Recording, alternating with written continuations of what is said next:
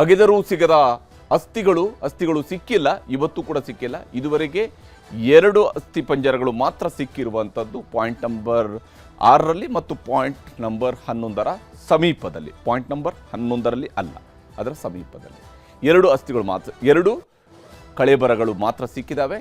ಆದರೆ ಅಗೆದರೂ ಸಿಕ್ತಿಲ್ಲ ಅಸ್ಥಿಗಳು. ಇವತ್ತು point number 15ರಲ್ಲಿ ಅಗೆದಿದ್ದಾರೆ, ಅಲ್ಲೂ ಕೂಡ ಸಿಕ್ಕಿಲ್ಲ. ಆದರೆ ಏನೇನು ನಡೀತು ಇವತ್ತು, ಅದು ಬಹಳ ಇಂಟ್ರೆಸ್ಟಿಂಗ್ ಆಗಿರ್ತಕ್ಕಂಥ ವಿಚಾರ. ವರದಿ ತೋರಿಸಿ. ಅನಾಮಿಕ ದೂರು ನೀಡುತ್ತಿದ್ದಂತೆ ವರದಿ ಮಾಡಿದ್ದ ಏಕೈಕ ಚಾನೆಲ್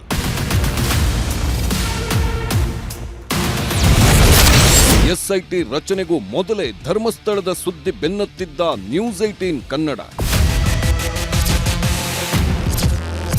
ಇವತ್ತಿನಿಂದ ಅನಾಮಿಕ ವ್ಯಕ್ತಿಯ ಸ್ಥಳ ಪರಿಶೀಲನೆ ಆಗ್ತಾ ಇದೆ. ನೇತ್ರಾವತಿ ನದಿಯ ದಡದಲ್ಲಿರುವಂತಹ ದಟ್ಟ ಕಾನೂನಿನ ಒಳಭಾಗದಿಂದ ನ್ಯೂಸ್ 18 ಪ್ರತ್ಯಕ್ಷ ವರದಿ ಕೊಡ್ತಾ ಇದೆ.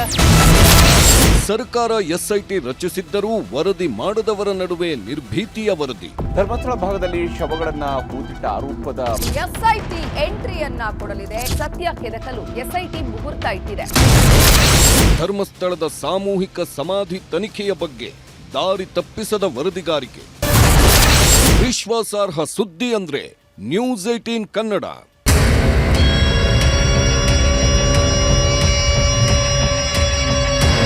ಧರ್ಮಸ್ಥಳದಲ್ಲಿ 100 ಶವಗಳನ್ನು ಹೂತಿಟ್ಟ ಪ್ರಕರಣಕ್ಕೆ ಸಂಬಂಧಪಟ್ಟಂತೆ ಅನಾಮಿಕ ವ್ಯಕ್ತಿಯನ್ನ ಹೊಸ ಜಾಗಕ್ಕೆ ಎಸ್ಐಟಿ ಕರೆದುಕೊಂಡು ಬಂದಿದೆ.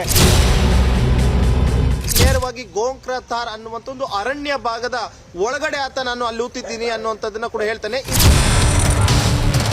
ಕಲ್ಲೇರಿ ಸಮೀಪದ ಗುಡ್ಡದ ಬಳಿಯಲ್ಲಿ ಇಂದು ಎಸ್ಐಟಿ ತಂಡವನ್ನ ಅನಾಮಿಕ ದೂರುದಾರ ಕರೆತಂದಿದ್ದ. ಆತನ ಮುಖದಲ್ಲಿದ್ದ ಮಾಸ್ಕ್ ಬದಲಾಗಿತ್ತು, ಹುಡುಕುವ ಜಾಗ ಕೂಡ ಬದಲಾಗಿತ್ತು. ಗುಡ್ಡದ ತಪ್ಪಲಿನಲ್ಲೇ ಮಾಧ್ಯಮದ ಕ್ಯಾಮೆರಾಗಳನ್ನು ತಡೆದು ನಿಲ್ಲಿಸಲಾಯಿತು.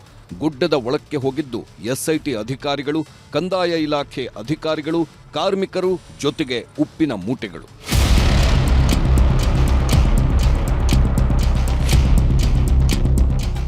ಮಾಸ್ಕ್ ಮ್ಯಾನ್ ಇವತ್ತು ಹೊಸ ಜಾಗವನ್ನ ತೋರಿಸಿದ್ದ.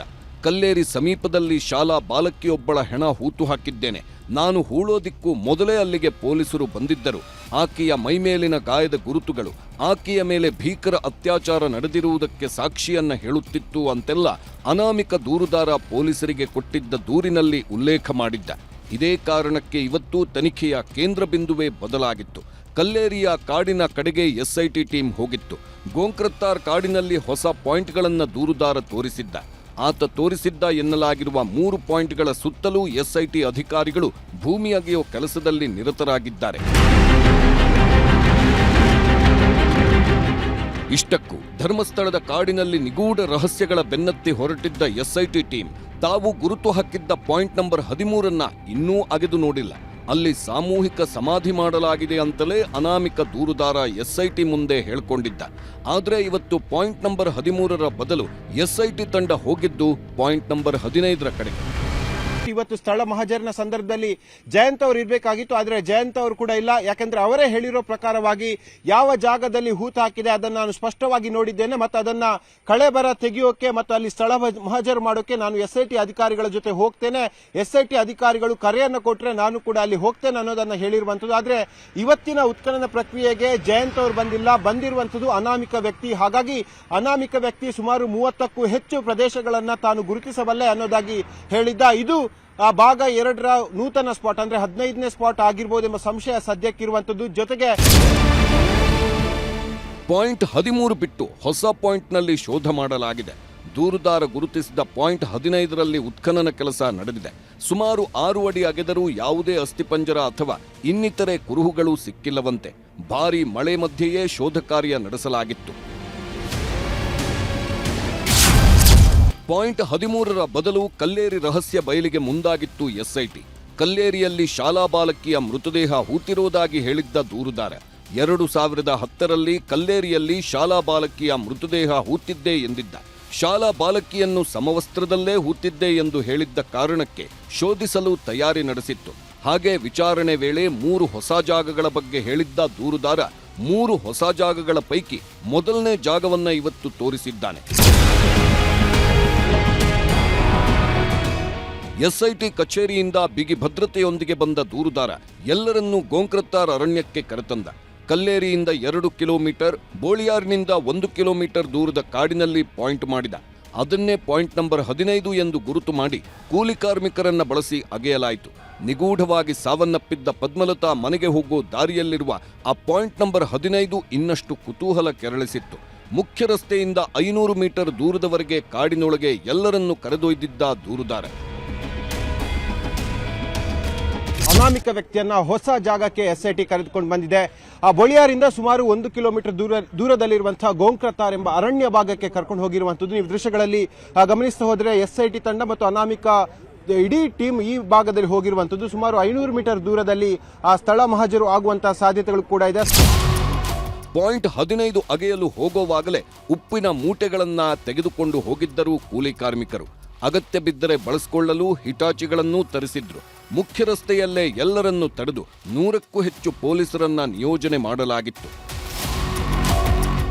ಅಲ್ಲಿ ಸುಮಾರು 8 ಶವಗಳನ್ನ ನಾನು ಹೂತಿಕ್ಕಿದ್ದೀನಿ ಅಂತ ಹೇಳಿದ್ರೆ, ಆದ್ರೆ ಅಂದ್ರೆ ಎಲ್ಲೊಂದ್ ಕಡೆ ಆತ ಸುಮಾರು 6 ಅಡಿಯಲ್ಲಿ ಶವಗಳನ್ನ ಹೂತಿದ್ರು ಲಾಸ್ಟ್ ಟೈಮ್ ಪ್ರವಾಹ ಬಂದಂತಹ ವೇಳೆಯಲ್ಲಿ ಮತ್ತು ಮಣ್ಣು ಅನ್ನುವಂಥದ್ದು ಬೀಳ್ತಾ ಸುಮಾರು 15 ಅಡಿಯಷ್ಟಾಗಿದೆ. ಆ ಒಂದು ಕಾರಣಕ್ಕೋಸ್ಕರನೇ GPR ಯಂತ್ರದ ಮುಖಾಂತರವಾಗಿ ಅಲ್ಲಿ ಇದೆಯಾ ಇಲ್ವಾ ಅನ್ನುವಂಥದ್ದು ಕನ್ಫರ್ಮೇಶನ್ ಅನ್ನ ತಗೊಂಡು ತದನಂತರ ಅಗಿಯೋಣ ಅಂತ ಹೇಳ್ಬಿಟ್ಟು ಇವತ್ತು ಸ್ಪಾಟ್ ನಂಬರ್ 13 ಅಗಿಯುವಂತ ಕಾರ್ಯ ಆಗ್ಲಿಲ್ಲ.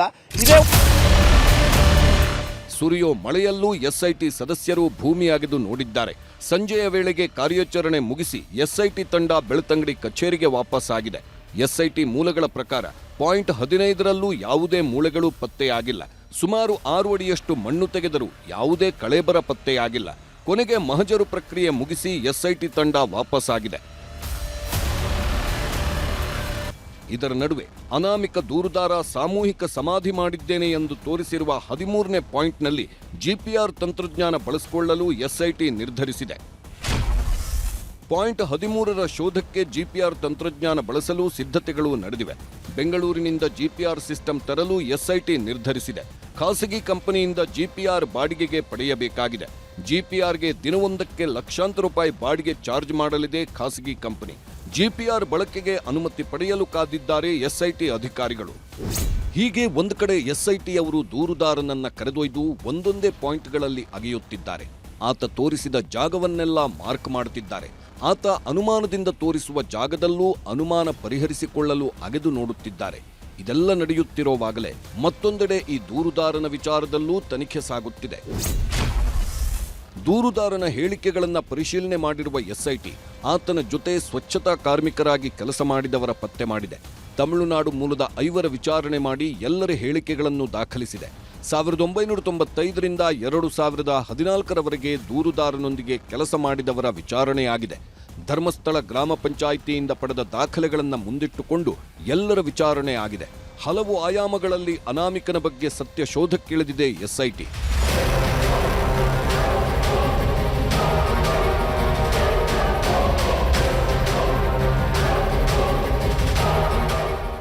ಈ ಮಧ್ಯೆ ಬೆಳ್ತಂಗಡಿ ಪೊಲೀಸ್ ಸ್ಟೇಷನ್ಗೆ ದೂರುದಾರ ಜುಲೈ 11ರಂದು ತಂದಿದ್ದ ತಲೆಬುರುಡೆ ರಹಸ್ಯ ಬಯಲಾಗಿದೆ. ದೂರುದಾರ ಕೊಟ್ಟ ತಲೆಬುರುಡೆ ಬಗ್ಗೆ ಸ್ಫೋಟಕ ಸುದ್ದಿಯನ್ನ ನ್ಯೂಸ್ 18 ಕನ್ನಡ ನೀಡುತ್ತಿದೆ. ದೂರುದಾರ ತಂದುಕೊಟ್ಟ ತಲೆಬುರುಡೆ ಪುರುಷನದ್ದು ಅನ್ನೋ ಮಾಹಿತಿ ಗೊತ್ತಾಗಿದೆ. ಆ ತಲೆಬುರುಡೆ 30 ವರ್ಷ ಹಳೆಯದ್ದು ಎಂದೂ ಗೊತ್ತಾಗಿದೆ. ಆ ತಲೆಬುರುಡೆಯನ್ನೇ ಆಧರಿಸಿ ತನಿಖೆಗಿಳಿದಿದೆ ಎಸ್ಐಟಿ ತಂಡ. 2 ಪ್ರತಿಷ್ಠಿತ ಆಸ್ಪತ್ರೆಗಳಲ್ಲಿ ಬುರುಡೆ ಪರೀಕ್ಷೆ ನಡೆಸಲಾಗಿತ್ತು. 2 ಆಸ್ಪತ್ರೆಗಳ ವರದಿಯಲ್ಲೂ ಆ ಬುರುಡೆ ಪುರುಷನದ್ದು ಎಂಬ ವರದಿ ಬಂದಿದೆ. ಆದರೆ ತಲೆಬುರುಡೆ ತಂದ ಜಾಗದ ಬಗ್ಗೆ ಎಸ್ಐಟಿಗೆ ಇನ್ನೂ ಮಾಹಿತಿ ಸಿಕ್ಕಿಲ್ಲ. ಅನಾಮಿಕ ದೂರುದಾರ ಇದುವರೆಗೆ ತೋರಿಸಿದ್ದ ಸ್ಥಳಗಳಲ್ಲಿ ಕೇವಲ 1 ಕಡೆ ಮಾತ್ರ ಮೂಳೆಗಳು ಸಿಕ್ಕಿವೆ. ಇವತ್ತು ಗೋಂಕ್ರತಾರ್ ಗುಡ್ಡದಲ್ಲೂ ಅಗೆದು ನೋಡಿದ್ರೆ ಯಾವುದೇ ಕುರುಹುಗಳು ಸಿಕ್ಕಿಲ್ಲ.